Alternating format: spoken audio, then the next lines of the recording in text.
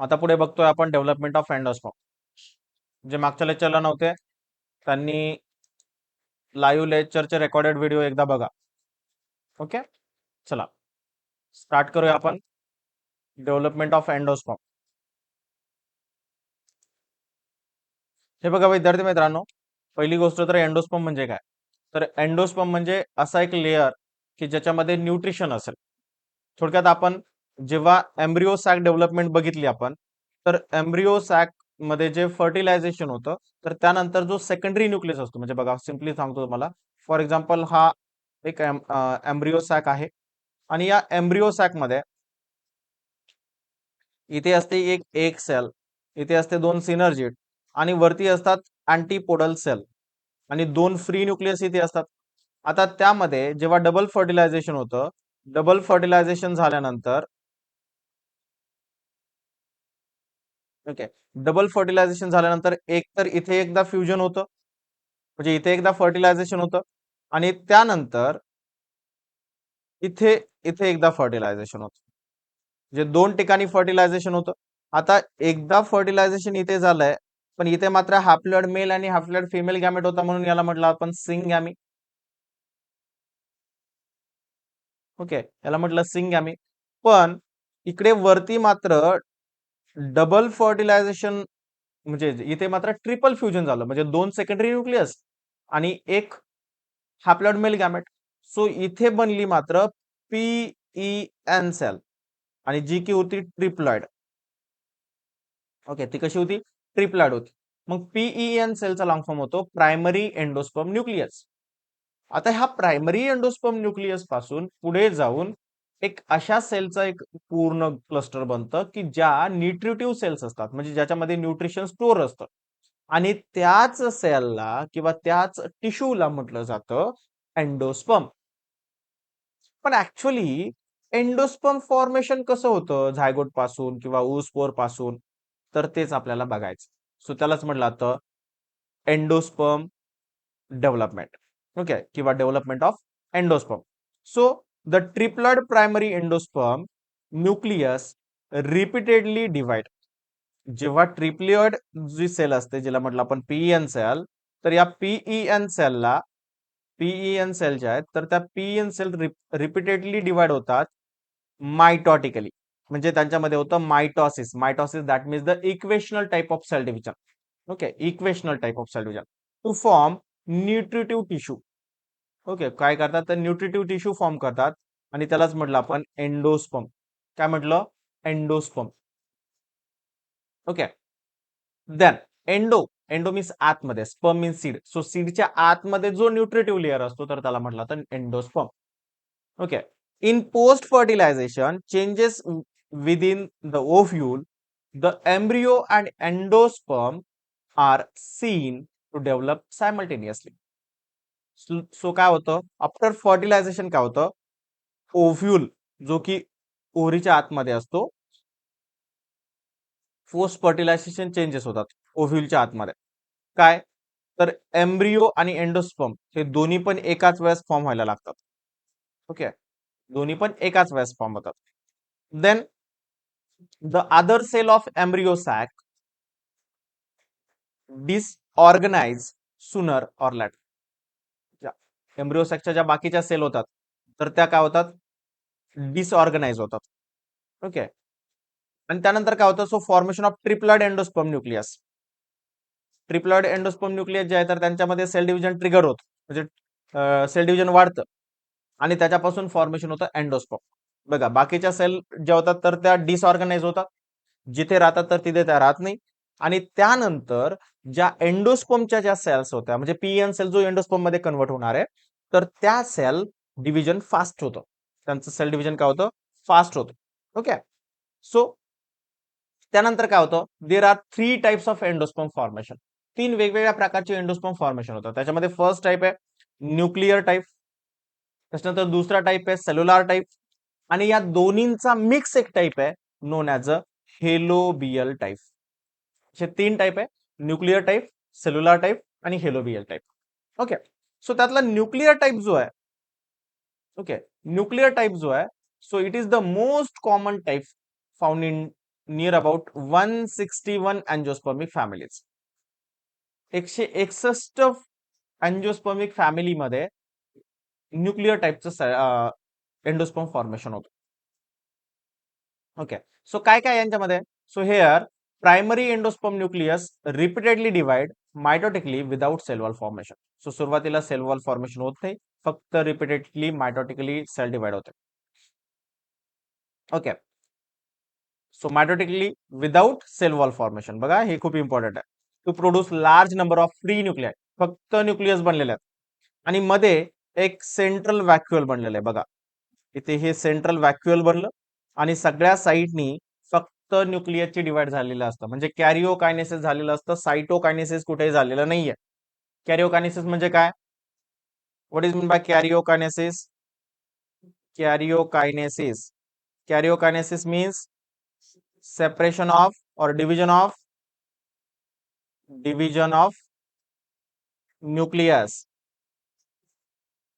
Okay, karyokinesis means division of nucleus. आपण last इयरला cell cycle cell division chapter मध्ये discuss केलं होतं. त्याच्यानंतर cytokinesis. Okay, cytokinesis, cytokinesis means division of cytoplasm. Okay, so सायटोप्लाझमच्या डिव्हिजनला म्हटलं तर सायटोकायनेसिस, न्यूक्लियसच्या डिव्हिजनला म्हटलं तर कॅरिओकायनेसिस. चला पुढे बघू. A big central vacuole appears in the center of the cell, pushing the nucleus toward the periphery. आता मध्ये सेंट्रली काय बनलंय तर व्हॅक्युअल बनल्यामुळे ते काय करताय, बाहेरच्या साईडला न्यूक्लियसला पुश करताय, जेणेकरून सगळे न्यूक्लियस पेरिफेरल साईडला आहेत. Okay, so later wall develop between the nucleus आणि नंतर काय होतं तर त्या न्यूक्लियसच्या मध्ये सेल वॉल फॉर्मेशन होतं. That is the cytokinesis. Hence multi cellular endosperm are form. आणि त्यानंतर मात्र मल्टी सेल्युलर एंडोस्पर्म फॉर्मेशन होतं. हे बघा इथे दिसतंय तुम्हाला structure. But in several cases cell wall formation remains incomplete. कधी कधी मात्र हे इनकम्प्लीट सुद्धा असू शकतं, कम्प्लिटली सेल वॉल फॉर्मेशन होत नाही. एक्झाम्पल जर बघितलं तर एक्झाम्पल आहे व्हीट म्हणजे गहू, त्यानंतर एक्झाम्पल आहे सनफ्लावर, देन आहे कोकोनट. सो हे सगळे एक्झाम्पल न्यूक्लियर टाईपचे आहे. तुम्हाला सीईटी मध्ये क्वेश्चन विचारला जातो की which of the following is having nuclear type of cell endosperm formation. So असे क्वेश्चन विचारतात आणि खाली काही ऑप्शन दिलेले असतात ज्याच्यामध्ये एक्झाम्पल असतात. सो त्याच्यामध्ये व्हीट, सनफ्लावर आणि कोकोनट जर आलं, आता जरी 161 फॅमिलीमध्ये जरी असलं अँजिओस्पर्मिक फॅमिलीमध्ये, मात्र एवढे एक्झाम्पल आपल्याला लक्षात ठेवायचे नाहीये. आपल्या बुकमध्ये जे एक्झाम्पल दिलेलं आहे तर तेच आपल्याला लक्षात ठेवायचं आहे, कारण बुकमध्ये जे एक्झाम्पल दिलेलं आहे तर तेच एक्झामला विचारतात, बाहेरचं एक्झाम्पल विचारत नाही. हे लक्षात ठेवा. So coconut has multicellular endosperm in the outer part and free nuclear as well as vacuolated endosperm in the center. सगळ्यात महत्वाचं इथे एक लक्षात ठेवा, कोकोनट मध्ये जे पाणी असतं, नारळामध्ये जे पाणी असतं, it is the liquid endosperm. Okay, हा कसा आहे, लिक्विड एंडोस्पर्म आहे आणि तो आहे फ्री न्यूक्लियर. ओके, न्यूक्लियसने बनलेला आहे. न्यूक्लियस मध्ये काय असतं, न्यूक्लिक ऍसिड असतं आणि म्हणून आपण जनरली आजारी पडल्यानंतर आपण नारळाचं पाणी प्रेफर करतो, कारण त्याच्यामध्ये डायरेक्टली न्यूक्लिक ऍसिड आपल्याला मिळतं, जेणेकरून आपल्या डीएनए किंवा आरएनए रिपेअर मध्ये ते डायरेक्टली पार्टिसिपेट करतं आणि त्याच्यामुळे आपल्याला एनर्जेटिक फील होतं. ओके, सो म्हणून आजारी पडल्यानंतर आपण जनरली नारळ पाणी पितो. ओके, इथे तुम्हाला दिलेलं आहे एम्ब्रिओ जो आहे तर तो इथे न्यूक्लियर बनलेला आहे. सो सगळं न्यूक्लियर नाव का दिलं, कारण सगळ्यात अगोदर इथे काय बनतो, न्यूक्लियस बनतात, मल्टीसेल्युलर न्यूक्लियस बनतात. कुठे, पेरिफेरल साईडला. मध्ये काय, सेंट्रल व्हॅक्युअल बनलेला आहे. एवढ्या गोष्टी लक्षात ठेवा. क्लिअर आहे इथपर्यंत? चला पुढे जाऊ. पुढे म्हटलं सेल्युलर टाईप. आता सेल्युलर टाईप मध्ये काय होतं बघा, जसं न्यूक्लियर टाईप मध्ये न्यूक्लियस डिवाइड झाले होते, तसं सेल्युलर टाईप मध्ये काय तयार होतील, तर न्यूक्लियस फॉर्म झाला की इमिजिएटली लगेच त्याला काय होईल, सेल वॉल फॉर्मेशन होईल. बघूया. So in some plant division of triploid primary endospermic nucleus is immediately followed by wall formation. Immediately काय होतं तर वॉल फॉर्मेशन होतं. Okay, so that the endosperm is cellular right from the beginning. So सुरुवातीपासूनच nucleus इथे कसा झालेला असतो, cellular टाईपचा झालेला असतो. सेल एक सेपरेट सेल पण कन्सिडर करू शकतो. So it is mostly observed in 72 families of dicot, as in members that like balsam, petunia, adoxa या ज्या फॅमिलीज आहेत, सॉरी हे जे मेंबर आहेत काही डायकॉट फॅमिलीचे, तर त्यांच्यामध्ये सेल्युलर टाईपचा एंडोस्पर्म आपल्याला बघायला मिळू शकतो. लक्षात ठेवा, कुठले कुठले एक्झाम्पल सांगितले, बाल्सम, पेटोनिया, ॲडोक्झा. ओके, तर यांच्यामध्ये हे आहे. बघा इथे एक ऊसपोर एक झायगोट घेतलेला आहे. त्या झायगोट पासून एम्ब्रिओ फॉर्मेशन झालंय आणि इथे मात्र एंडोस्पर्म फॉर्मेशन झालं. बघा इथे डायरेक्टली सेल बनलेल्या आहेत, हे दिसतात सेल. सो डायरेक्टली सेल बनलेल्या आहेत, न्यूक्लियस कुठेही बनलेला नाहीये, फक्त डायरेक्टली सेल बनलेल्या आहेत आणि त्यांच्यापासून एंडोस्पर्म हा फॉर्म झालेला आहे. पुढे हेलोबियल टाईप जर आपण कन्सिडर केला, आता हेलोबियल टाईप मध्ये दोन्हीचं मिक्स असतं. ओके, बघा एक सेल्युलर असतो, दुसरा न्यूक्लियर असतो आणि त्यालाच म्हणलं तर हेलोबियल टाईप. बघा, it occurs in the order helobiales of मोनोकॉटिलिडॉन.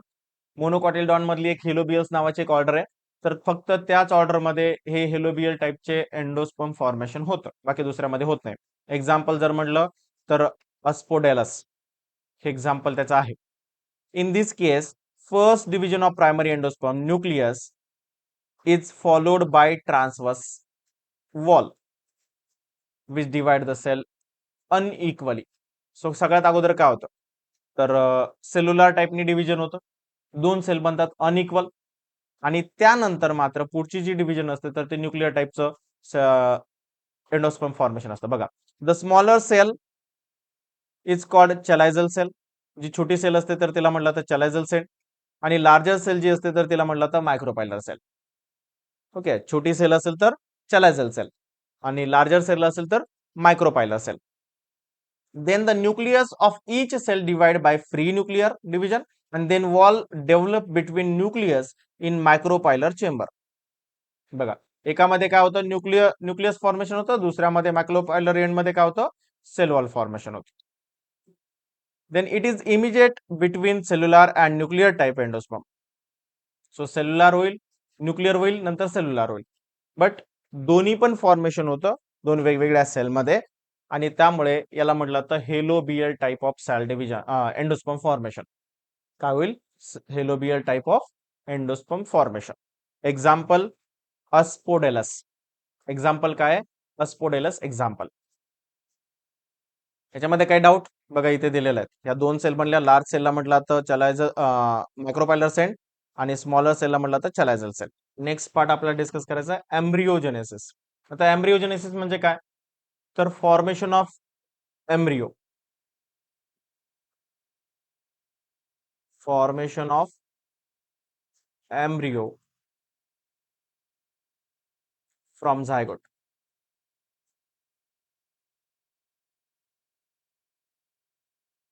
known as embryogenesis. Okay, so embryogenesis means formation of embryo from zygote, known as embryogenesis. आता बघा, आपल्याला काय करायचं इथे, सगळ्यात पहिल्यांदा आपल्याला झायगोट माहिती पाहिजे. झायगोट कधी बनतो, so fusion of male and female gamete known as a zygote. Okay, जी पहिली सेल बनते डिप्लॉइड सेल तर तिला म्हटलं तर झायगोट. सपोज इथे आपली एक सेल आहे,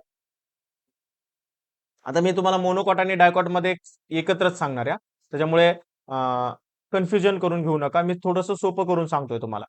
ओके, सपोज ही डिप्लॉइड सेल आहे जिला आपण म्हटलं झायगोट. ओके, हिला म्हटलं झायगोट. आता याच्यामध्ये काय होतं, तर मायटॉटिकली डिवाइड होतं, मायटॉसिस होतं. Mitosis that means equational type of cell division आणि याच्यापासून दोन सेल बनल्या.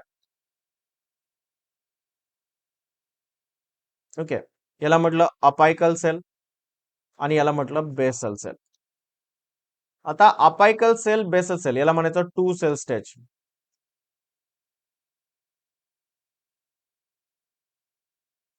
ओके, ही झायगोट स्टेज, याला म्हटलं टू सेल स्टेज. त्याच्यानंतर काय होतं, अपायकल सेल जी आहे तर ती हॉरिझॉन्टली डिवाइड होते.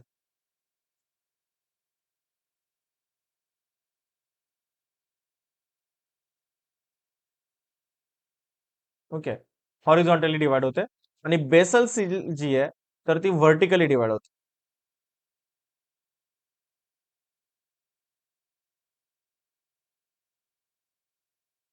ओके. आणि त्यानंतर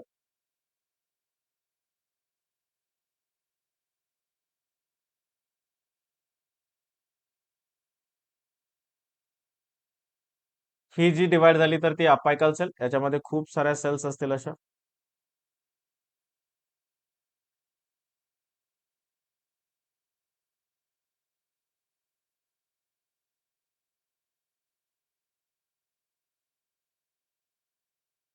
अशा खूप जास्त सेल असतील. ओके. इथे लास्ट सेल असेल आणि बेसल सेल इथून तयार होईल. जस्ट पेन चेंज करतो.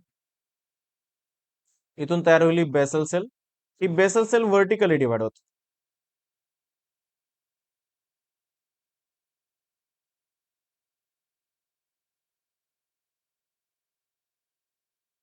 ओके. अशी डिवाइड होते जनरली. या पूर्ण सेलला म्हटलं जातं सस्पेन्सर.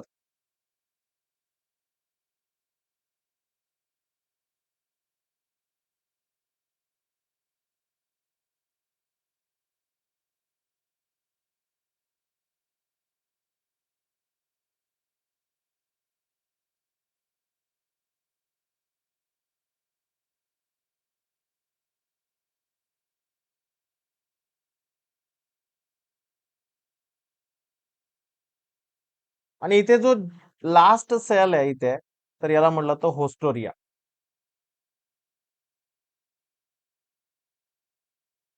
सस्पेन्सरची साईज जी आहे तर जसा एम्ब्रिओ डेव्हलप होईल जाईल तशी सस्पेन्सरची साईज छोटी होत जाते. ठीक आहे. तशी सस्पेन्सरची साईज काय होते, छोटी होत जाते. कारण एम्ब्रिओ हा एंडोस्पर्म कडे पुश करायचा असतो अगोदर त्याला. वरती एंडोस्पर्म असतो. इथे इथे एम्ब्रिओ आहे. सो एम्ब्रिओला फूड मिळायला पाहिजे म्हणून त्याला पुश करायचं. पण एम्ब्रिओ जसा जसा ग्रो होईल तसं जसं सस्पेन्सर खाली काय होत जातो, छोटा होत जातो. आता इथे इथे एक्झॅक्ट इथे कुठेतरी काय असतं, तर इथे असतो Ram. That is the root apical meristem.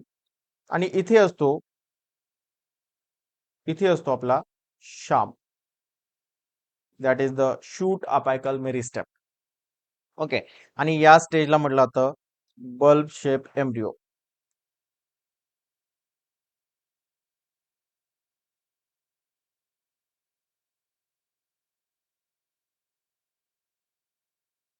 आता काय होतं एक्झॅक्ट बघा. आता इथून पुढे मी डायकॉट बद्दल बोलतो. डायकॉट. आणि इथून इकडे मी मोनोकॉट बद्दल बोलतो. डायकॉट मध्ये इथपर्यंत म्हणजे डायकॉट असो किंवा मोनोकॉट असो इथपर्यंत कॉमन होतो. आता त्याच्यानंतर हा सॅम जो आहे तर याची डाऊनवर्ड डायरेक्शनला मुवमेंट होते डायकॉट मध्ये. आणि त्यामुळे इथे बनतो असा हार्ट शेप एम्ब्रिओ. इथे असेल सॅम. इथे असेल राम. इथे असेल आपला छोटासा होस्टोरिया. आणि त्याच्या खाली छोटासा तयार झालेला सस्पेन्सर. आणि हे वरती जे आले तर यांना म्हटलं जातं क्वाटिलिडॉन.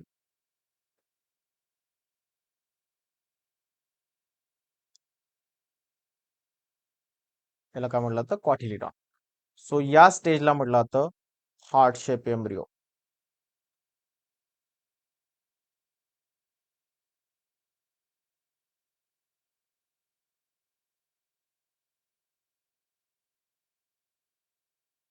Heart shape embryo. ओके. त्यानंतर इकडे आणखीन एक डेव्हलपमेंट होते. हे जे एम्ब्रिओ क्वाटिलिडॉन आहे तर त्यांची ग्रोथ होते अशी फास्ट.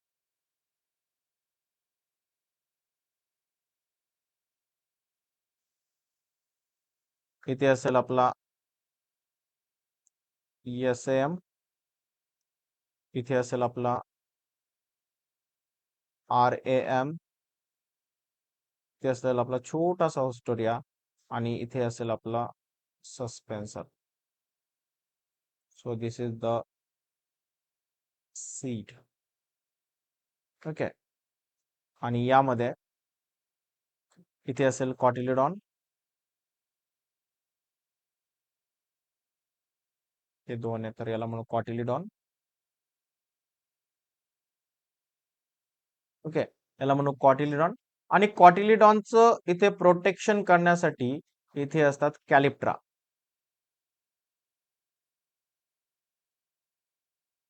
सो दोन कॉटिलिडॉन झाले म्हणून याला म्हटलं तर डायकॉट एम्ब्रिओ. बघा डायकॉट एम्ब्रिओची ही आहे. पण मोनोकॉट एम्ब्रिओ मध्ये काय होतं तर हा एसएम जो असतो तर तो पर साईडला मुवमेंट करतो. जसं डायकॉट मध्ये लोअर साईडला केलं होतं म्हणून दोन कॉटिलिडॉन बनले होते. मात्र अप्पर साईडला याला म्हटलं होतं कॉटिलिडॉन स्टेज. याला म्हटलं होतं कॉटिलिडॉन स्टेज. आता मोनोकॉट मध्ये काय होतं हे वरती जातो आणि वरती गेल्यामुळे इथे एकच डायरेक्टली अशी सेल बनते. इथे बनला एक राम. इथे बनला सॅम. ते छोटासा होस्टोरिया आणि एकदम छोटस suspensor. So this is the monocot seed. आणि याच्यामध्ये इथे वरती असतो कॉटिलिडॉन.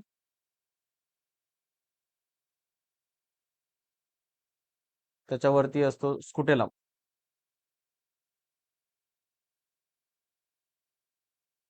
स्कुटेलम.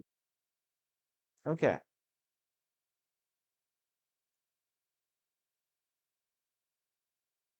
सो या शूट अपेकल मेरिस्टेम पासून इथून तयार होईल प्ल्युम्युल. प्ल्युम्युल. आणि इथून इथून तयार होईल रॅडिकल. रूट अपेकल मेरिस्टेम पासून तयार होईल रॅडिकल. सो एकाच पूर्ण स्लाइड मध्ये तुम्हाला पूर्ण एम्ब्रिओजेनेसिस हे एम्ब्रिओजेनेसिस तुम्हाला माहिती पाहिजे. आज काय करा आजच्या लेक्चरला आपण या लेक्चरला आज लेक्चर जेव्हा संपेल तेव्हा एकदा ही फिगर तुम्ही तुमच्या नोटबुक मध्ये काढून ठेवा. व्हिडिओ पॉज करा आणि तुम्ही एकदा ही व्हिडिओ ही फोटो जो आहे याचा तुमच्या नोटबुक मध्ये काढून ठेवा. कारण काय हा फोटो तुम्हाला कुठेच नाही भेटणार. हा फोटो मी शॉर्ट करून सगळं कंपाईल करून तुम्हाला इथे टाकलेला आहे. आता हा होस्टोरिया जर म्हटलं तर नॉर्मली जो प्लांट ग्रो होतो तर त्या प्लांट मध्ये हा होस्टोरिया रूट कॅपचं काम करतो. ओके. याच्यापासून रूट कॅप बनते. रूट अपेकल मेरिस्टेम पासून रूट बनतात. शूट अपेकल मेरिस्टेम पासून शूट बनतात. सस्पेन्सरचं मात्र डिजनरेशन होतं. ओके. तर हे तुम्हाला माहिती पाहिजे. एक सिंपल फोटो मी इथे काय टाकलेला आहे. जर कोणाला काही डाऊट असेल तर तुम्ही हा फोटो बघू शकता. ओके. थोडस साईडला होतं आणखीन मला क्लिअर दिसेल. काही डाऊट असेल तर तुम्ही मला विचारू शकता. आहे कोणाचे काही डाऊट्स?